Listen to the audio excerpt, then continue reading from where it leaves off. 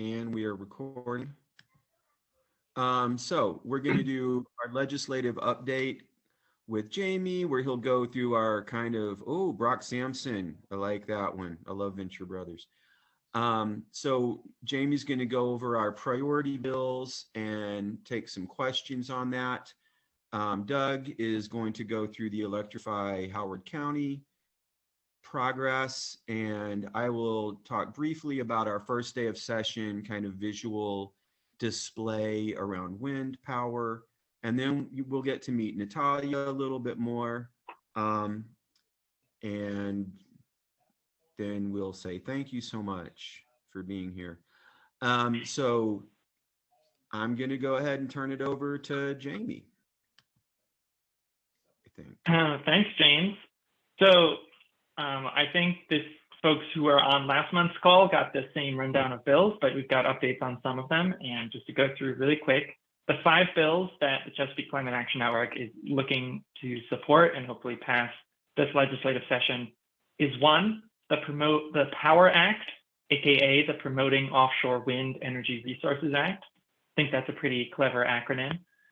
The Climate Superfund Act, which would create a new superfund, making the polluters pay to foot the bill for the costs of adapting to climate change. The Empower reform legislation that would stop the state incentivizing gas furnaces. The Reclaim Renewables Act, which would take trash incineration, woody biomass, and burning poop out of our renewable portfolio standard. And then finally making the community solar program permanent, because before it was passed as a pilot program. We'll dive into all of those. But first, the biggest update that happened just yesterday is we have a new governor. Wes Moore is now the governor of Maryland. He is our first Black governor, and we are very excited to have a climate champion leading the state of Maryland for the first time in 8 years. Just today, he released some, I believe, $69 million in withheld funds that the Hogan administration has just been holding back. He released them and is using them for a number of different programs, including $9 million for climate programs. Specifically, he is using these funds to put solar on multi-family housing dwellings and to further expand the Maryland Climate Corps program to do more climate mitigation and adaptation projects. So he's only day 1 on the job, and he's already taking more initiative than Hogan ever took to address the climate crisis. And this affects all the bills we work on, because for the past 8 years, we have needed to pass legislation with enough votes to have a supermajority to override a gubernatorial veto if one came. And now we can count on a gubernatorial signature on a lot of our climate bills, which is very exciting and just makes everything easier. So first, I want to talk about the POWER Act. This is, again, the offshore wind legislation. So the sponsors are Senator Hester and Delegate Charkoudian. And these are 2 really great sponsors who we're excited to work with to pass this POWER Act. What it actually does is a little bit complicated. And so I wanted to pull up this great image of the lease areas off of Maryland. Can folks see this image okay? Yes. Got a thumbs up from James. Thanks. So this is a map created by the Bureau of Ocean and Energy Management, or BOEM, which is a federal agency. And Maryland can't actually build wind turbines offshore anywhere without being leased that water from the federal government. So we have very little control of it. See that black line running along the coast? We have, as a state, jurisdiction up to that black line, I believe. So the entire ocean really is federal water that needs to be leased from the federal government. We already, through previous legislation, are building offshore wind turbines in 2 lease areas, specifically these 2, that pink and light yellow lease areas. Those were leased years ago, and wind turbines are going to be spinning in those lease areas, I believe, in the next 2 or 3 years, which is very exciting. And that will create about 2 gigawatts of wind energy. So all of this, the space that's A, B, C, D, E, and F are new lease areas that are going to come in the next wave of leasing that the federal government is going to be holding.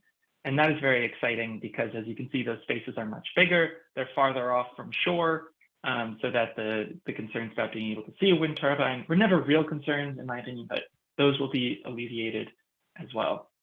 And so the Power Act will do a few things.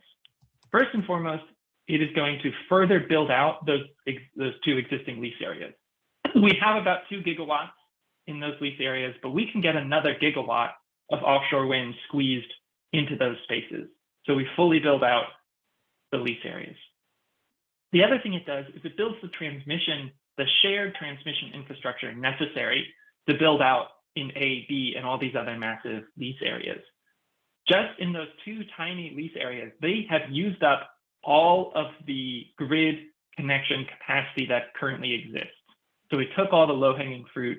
The grid on the eastern shore of Maryland was just not built to get huge amounts of electricity coming at it from the ocean. Nobody thought we'd be putting power plants in the middle of the ocean when they built that grid.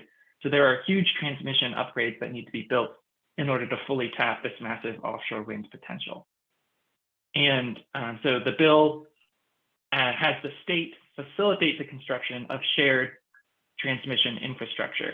The alternative, if we pass no legislation, is every single offshore wind project would have to build its own transmission infrastructure.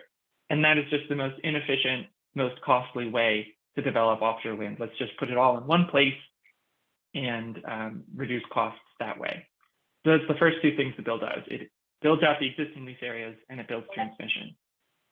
And then the third thing it does is it sets an ambitious goal of 8.5 gigawatts of offshore wind by 2031. So I put the little math in here where what's currently being built is about 2 gigawatts. We can get about 1 more gigawatt squeezing into the lease areas. And then in those new lease areas of A, B, C, we think we can get about another 6 gigawatts of offshore wind. So all totaling, it'll be about 8.5 gigawatts of offshore wind.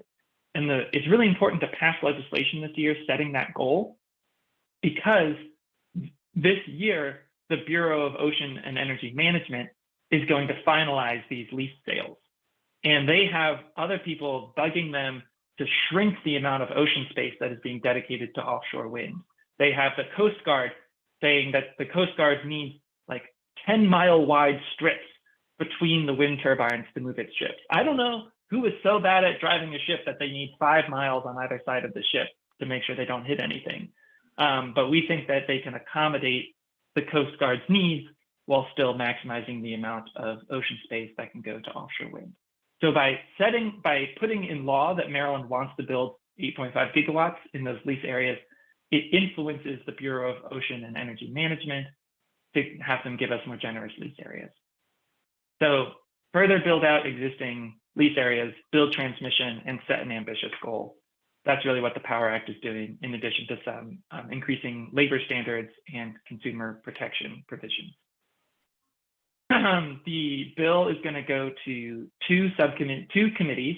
In the Senate side, we have the Senate Education, Energy, and Environment Committee. If that committee doesn't sound familiar, it's because it's a new committee. They just created it. It's very exciting. We, in the past, have had to go through the Finance Committee, and pretty much all climate and energy bills in the future are going to come to this committee, and it's a much more friendly committee. The chair is Chair Brian Feldman, who is a really terrific climate champion. He was the sponsor of the Clean Energy Jobs Act and has sponsored other climate and clean energy legislation. And we will be sending out a recording of these slides and this PowerPoint and a copy of the slides later. So don't worry about taking too many notes if you don't want to. So this committee, we are feeling actually really good about. We've got the chair who really supports our bill. We've got Katie Frey-Hester, who is our Senate sponsor on this committee, and we just have the votes. So we have a check mark for this committee on the Senate side. Where we have a greater challenge is on the House. This is the House Economic Matters Committee, which historically is where good bills go to die. And it's just a much tougher committee to get legislation through. But we think that we can do it, especially because we have such a powerful coalition advocating for this offshore wind legislation. But if you see on this graphic. Any lawmakers who you know, please reach out to them and set up a meeting, or reach out to me and we can set up a meeting together. If you see any of these lawmakers who you think you might know someone who lives in their district, as you can see, it says what county they are from.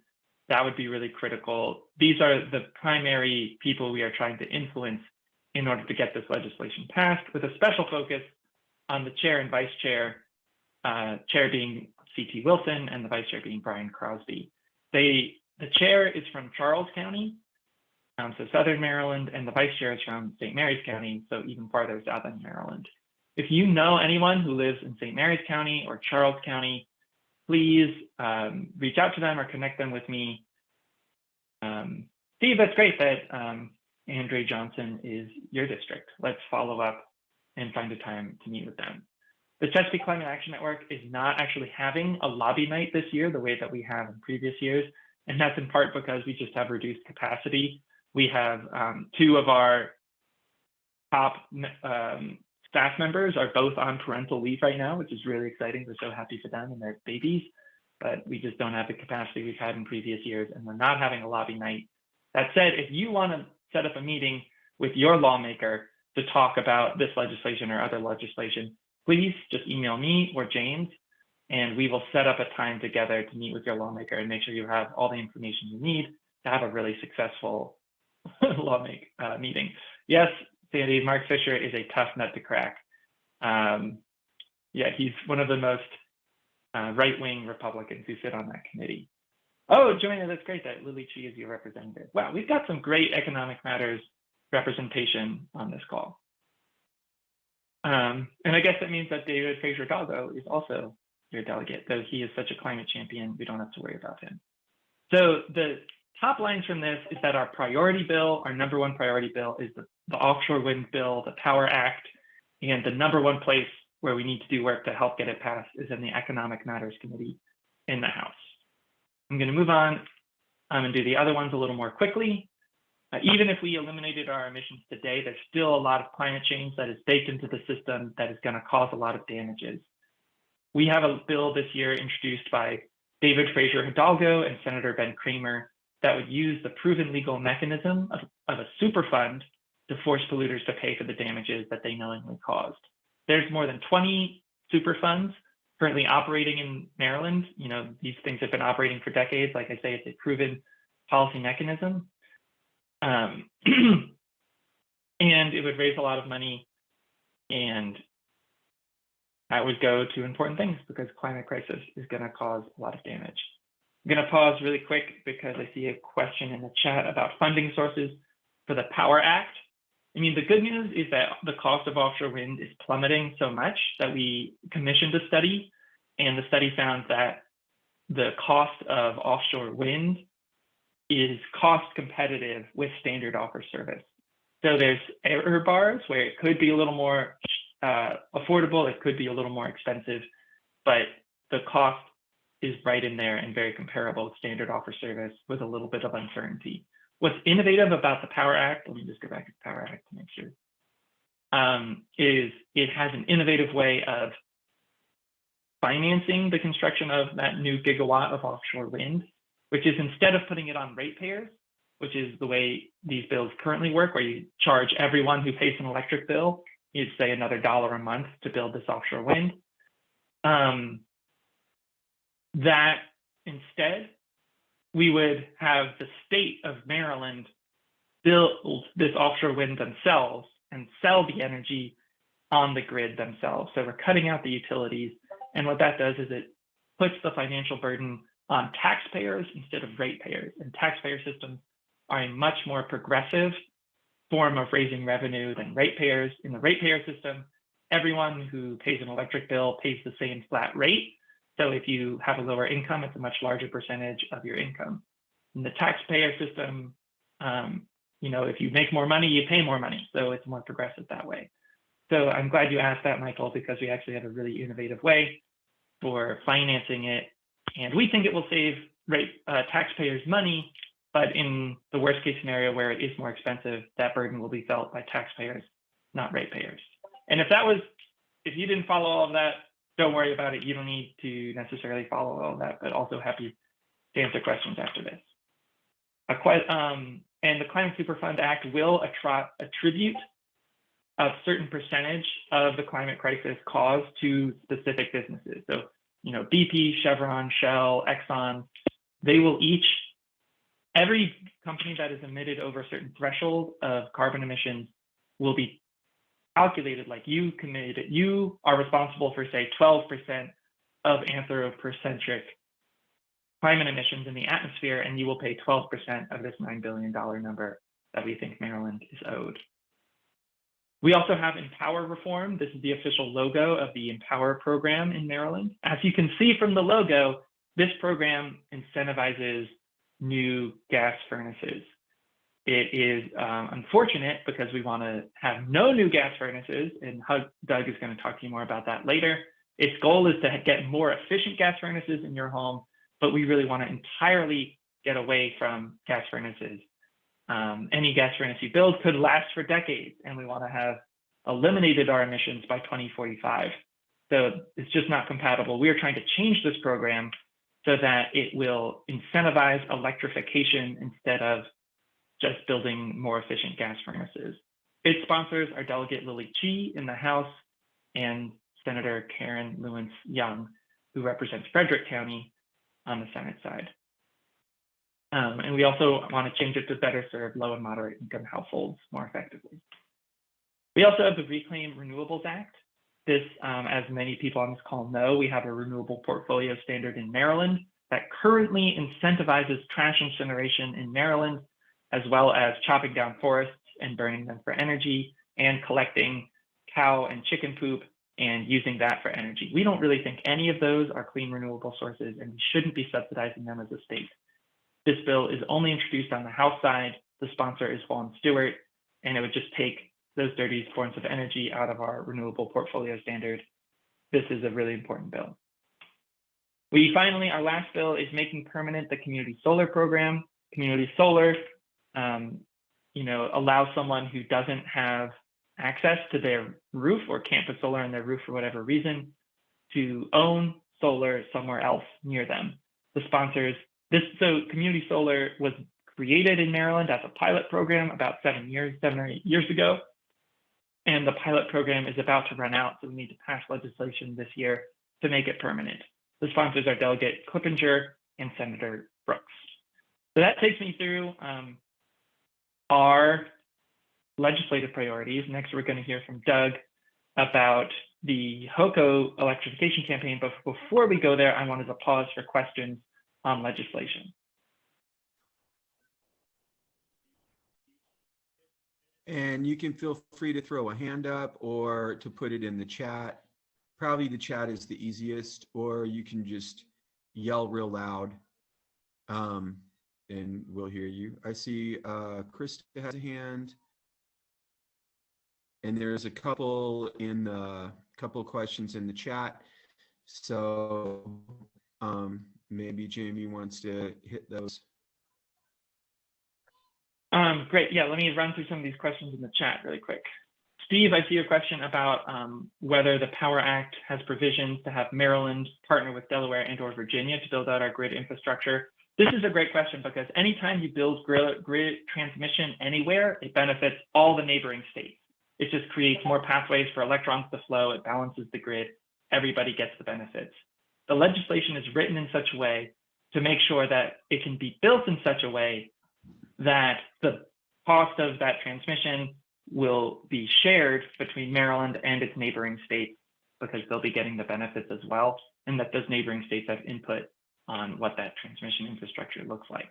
So there was another option. There's the state agreement approach where it would just be Maryland bearing all the cost and designing the project, and we chose not to go that way. So I'm glad you asked that question, Kevin. Sorry, Steve, who asked that question. Bill, I'm reading your question about Pepco and Power audit was a disaster. I'm really sorry that they tried to scam you. Yeah, it clearly does undermine goals and we need to change it. All right. The state, Kevin, to answer your question about which state agency, it would be the Maryland DGS, Department of General Services, that does the procurement for the state. So in other instances, we have passed laws saying the state shall, only buy electric vehicles or buy this or buy that. The DGS, Department of General Services, actually does the buying. In this case, they would just do the buying and then also the selling. I think there's a high likelihood of community solar becoming permanent because it's been very successful, and it's always easier to make something that's already happening keep happening than it is to make a new thing start happening.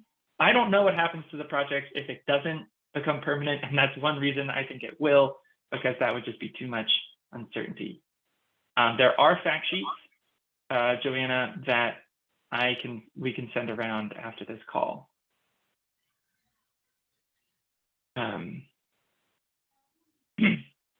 Yes, the Empower reform has specific language to support heat pumps, and it will be more at the consumer and giving people rebates for installing heat pumps. Cheryl, we hope to, influence legislators by lobbying them, just maybe not all at one night. That's just a lot of logistics. As you know, those things are very hard to pull off, and we just don't have the capacity. The exact mechanism behind sharing the costs in the POWER Act is rather complicated, and I can follow up one-on-one, Kevin, to get into that, but I don't think we need to go down that rabbit hole on this call.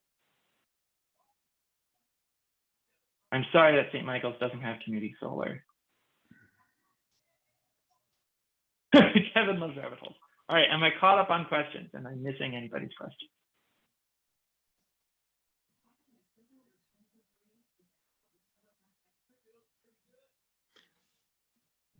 Going. Great. In that case, sorry, go ahead. I am talking over you. So thank you so much, Jamie, for that update. And now we're going to move on to Doug, who is going to talk to us about the electrification efforts in Howard County. I'm sorry if you can hear my dog drinking water. She's very thirsty most of the time. She's large and drinks a lot of water.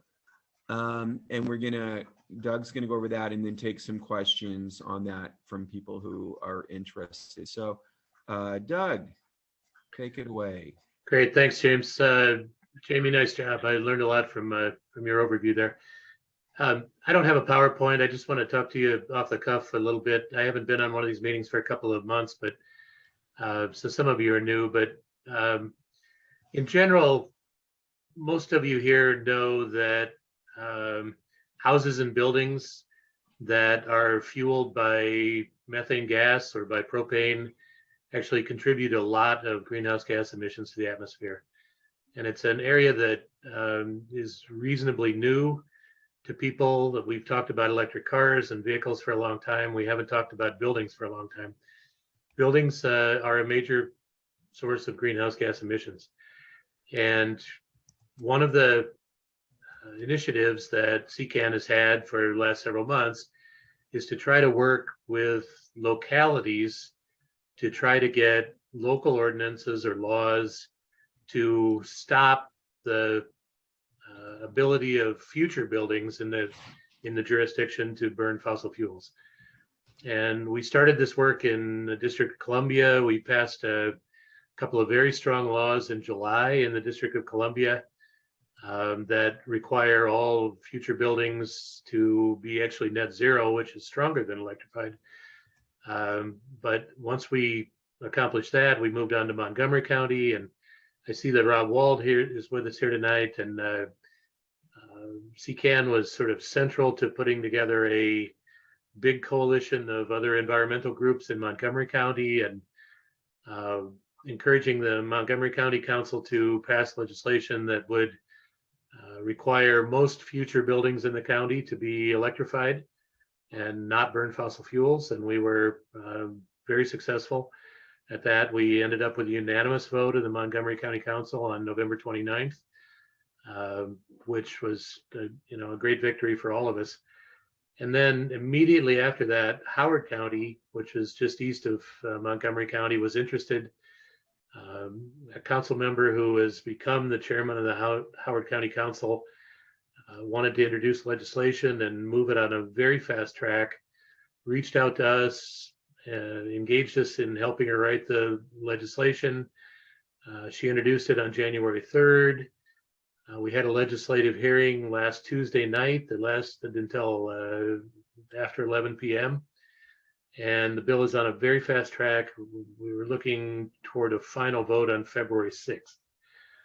The bill in Howard County is not quite as strong. Basically, what it does is, because of some technical issues involving the county charter, it asks the county executive to have his relevant department write a report on the measures that would have to be taken to electrify all future buildings in Howard County, and have that report done by the end of the year. And then the idea is that we would take that information, and in the spring, when we're in the regular building code approval cycle, we would take that information and approve new building codes that would require electrification.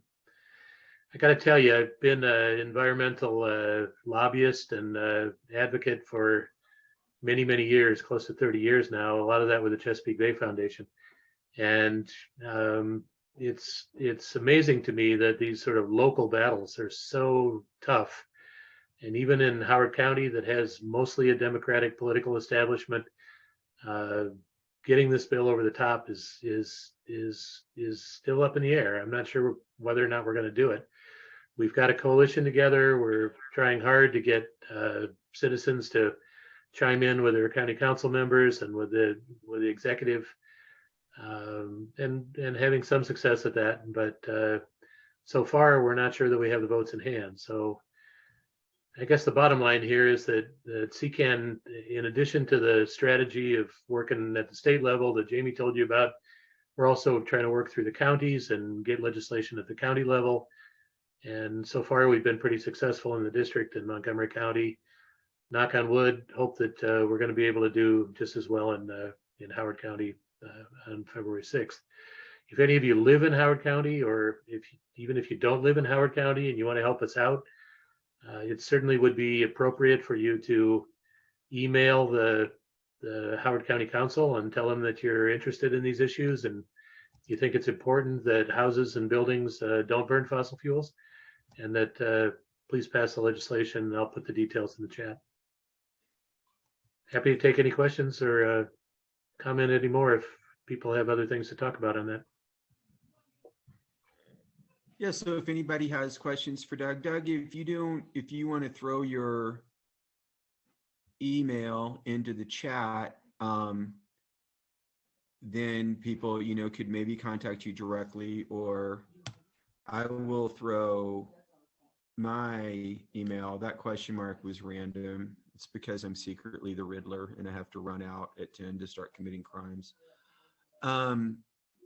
So I will put my email in the chat, but if anybody in Howard County or wants to work on that, and there is a question for you, Doug. Who would do the study in Howard County? Yeah, thank you, Kevin. And Lauren, thank you for telling us you live in Howard County, and I'd love to bring you into this.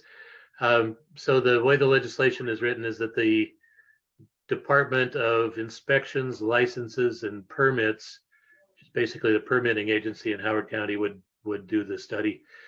And it's not at all clear whether they would just do the study with their existing resources or they would try to do it with a consultant. But one of the issues here is that assuming we can get the votes to pass the legislation, we're going to have to stay on the county executive, Calvin Ball, who's not the most forward thinking on the environment that we have, to make sure that the study is done well and that we have the information we need to actually make it part of the building codes next spring. And Cheryl, thank you too. And I'll put my contact information in the chat, and I'll give you the bill number and let you know how you could contact your council members easily. So thanks for the time tonight, everybody. Thank you very much, Doug. Oh yay, it's me.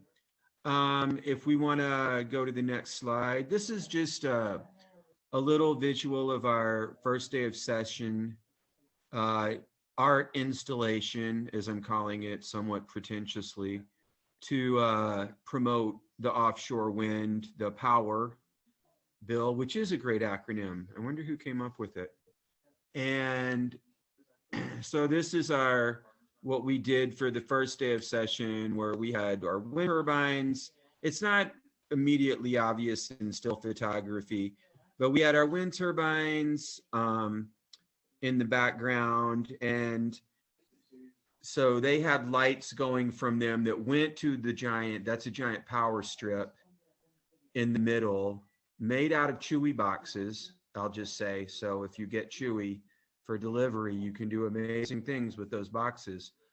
And so the lights went from the wind turbines to the power strip, which had plugs, and then powered the house, the heat pump, the school, and somewhere in here is a car. Oh yeah, you can kind of see it because it's green. So can you go to the next slide? That shot is. So that's a little closer up shot. So you can see we have a school, a heat pump, the banner, the electric car, and they all lit up too. So, you know, the power went into the power strip. So we're telling the story of offshore wind, and then how transmission has to work. So the power strip obviously represents, maybe not obviously, because people did ask questions, represents transmission. And then, you know, the plugs go to the different things that wind energy can power. So that was our big kind of first. And so just to pitch this, and I will acknowledge that, yes, I stole the house from Liechtenstein, but he was also a plagiarist. So it's important to remember that. He never credited those comic authors whose work he took. That's an aside. So we are looking to do more of these things like art builds, and not necessarily for our own projects, but if you on the call, like, you know, you as members and supporters, if you want to learn how to do stuff like this, you know, we can show you, because good visuals kind of make every activity a little more punchy, a little more media savvy, a little bit more, you know, distributable. So we are like looking at doing, you know, trainings around these things. You want to learn how to make your own t-shirts, you know, so everybody goes into the hearing wearing the same t-shirts. We can show you how to do that. You know, painting big band, you know, like laying out props and how we do this kind of thing. So just letting you know that's out there. The display is powered. Good question. Good question. Secretly, what you can't see in the power strip is a massive diesel generator. Joking. It's powered by, we borrowed from our friends at Greenpeace, a solar battery, which is charged off solar panels, and then is good for about, I don't know the exact specs. I think it's about 1800 watts. And so for powering what were essentially Christmas lights, what are you doing? So for powering what are essentially Christmas lights, it lasted, I mean, we barely made a dent in it. You know, it went from 100% to 98% maybe. And we were just using the battery without the panels. So it was just a solar battery that we had access to.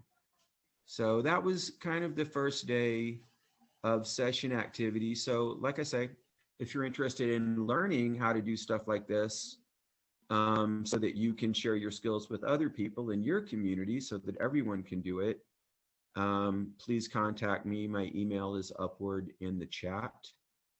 And so thank you for your compliments. And so now I'm going to turn it over to our Baltimore organizer, Natalia. So next slide. Yeah. So my name is Natalia Reed. I'm the new Baltimore organizer. My last 2 years have been working with both Baltimore City and Baltimore County on their public works, public policy programs. I was a Baltimore Core fellow and have mainly been working with food waste, as well as general public works. So I'm excited to start working with CCAN and get into the nonprofit world. There's another slide.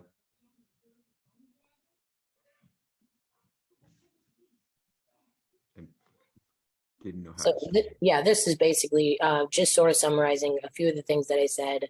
The Baltimore City Food Matters program is what I did with the city, and then working as a data analyst with Baltimore County's GRSI program was basically sort of helping nonprofits who needed it get grants by looking into the projects that they've already done and understanding how they can work forward with an equity mindset to use grants and county funds.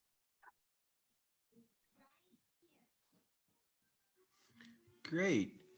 Does anybody have any questions for Natalia, or any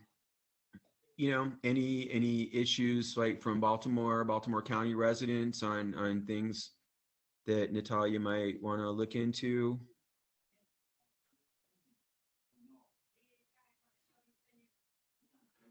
I don't have a question, but I do, well, not necessarily, but I do want to say how much I admire Natalia's efforts on tackling food waste. It's always been a major issue for me, and I applaud her efforts for implementing it in Baltimore County. I guess my question would be, I know you don't have to get into details right now, but what are some of the ways we can take initiatives in our own communities, or even our place at work, at addressing this issue?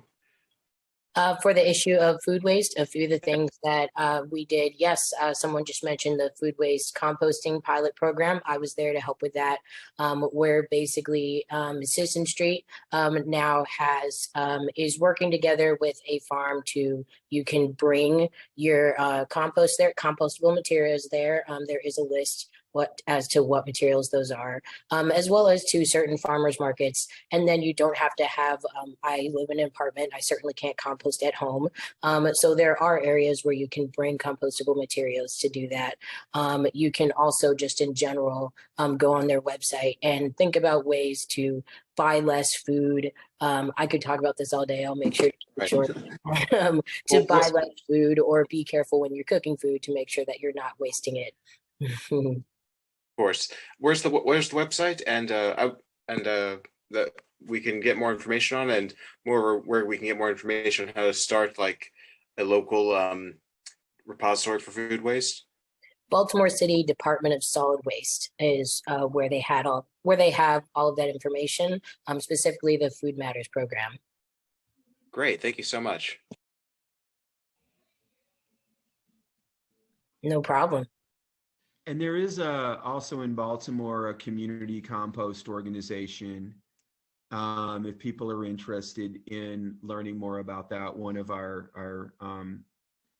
heroic volunteers also works with them quite a bit. So feel free to send me an email, and I can connect people in the Baltimore area with that, because it's a very worthwhile program. There are also quite a few urban gardens. If you're near one, they likely have a compost pile. You can not only work with them to compost your food, but just like get to know your neighbors and help out an urban garden with things that they're trying to get done. Absolutely. Thank you so much. Okay, I think we can. So this is just our kind of like, because we're going to finish a little early, which to me is a sign of a well-facilitated meeting. So we're going to finish up a little bit early, but if you want to go to our website, we have all these things like the campaigns that we're running, how to take action through different petitions, through different outreach work we're doing. We've been doing canvassing, especially around electrification, but on other issues as well.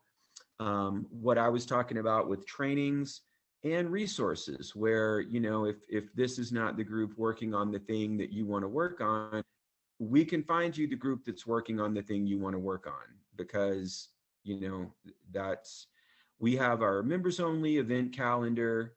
And then obviously, you know, CCAN only exists because of individual donations, and our supporters.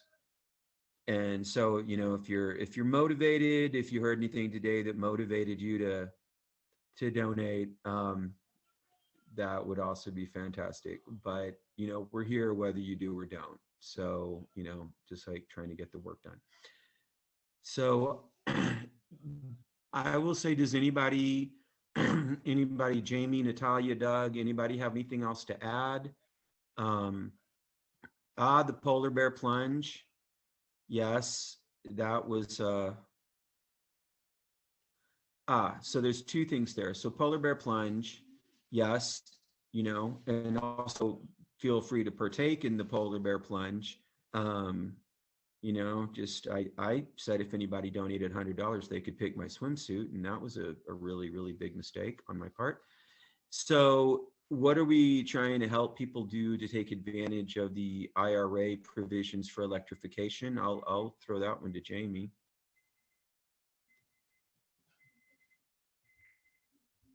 Sorry, just unmuting. Yes, so the Inflation Reduction Act does have a lot of really incredible provisions that people can apply for individually and that municipalities can apply for. There are just huge pots of money sitting for counties and local governments to apply for that those county commissioners or council members don't necessarily know about. My personal goal is to have Maryland be the best Inflation Reduction Act implementation state in the nation. I worked really hard to get that bill passed for the 2 years of the last Congress. And I think our vision is to, you know, get our way through session, and after session, more of the application mechanisms for the Inflation Reduction Act will be settled. And then we can really have roadshows across the country, across the state is our plan to educate people about the programs in the Inflation Reduction Act. We're doing that now in West Virginia. We have roadshows that are happening across the state. We're going to take that roadshow program to Maryland. And Sandy, I apologize. I'm not sure what the CCEJ is. Did you want to say a word about that? Yes, it's the Climate Crisis and Environmental Justice Act.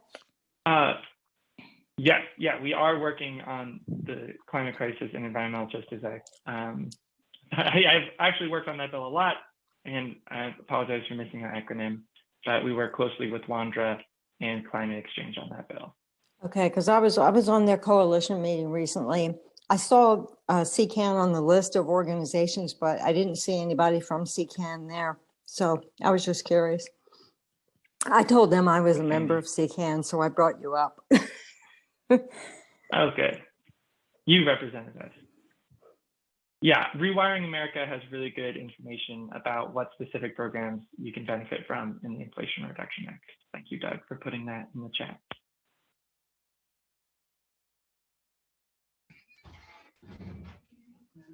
Okay.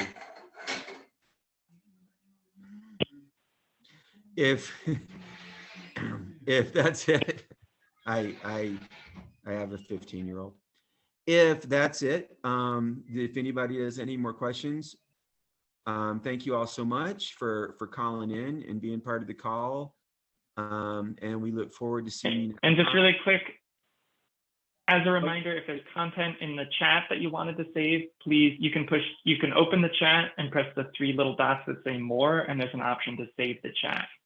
So encourage folks to do that if there's contact information you want to hold on to, because it will disappear when this Zoom is over. And we will send a recording of this around to everyone, as well as the slides and fact sheets and notes. Absolutely. And I'll leave the chat open for a little bit, just in case people want to do that. I won't log out, just for if people want to copy that information. So thank you. Thanks, everyone. Thanks, Doug, thanks, James, for facilitating. Yeah, me, Doug. We look a lot alike. It's ageism.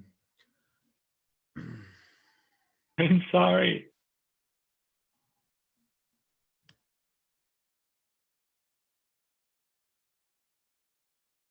Yeah. So like I say, if you want a copy from the chat, please do that. Feel free to email me anytime. Thank you all for your time. We really appreciate it. Good night, everybody.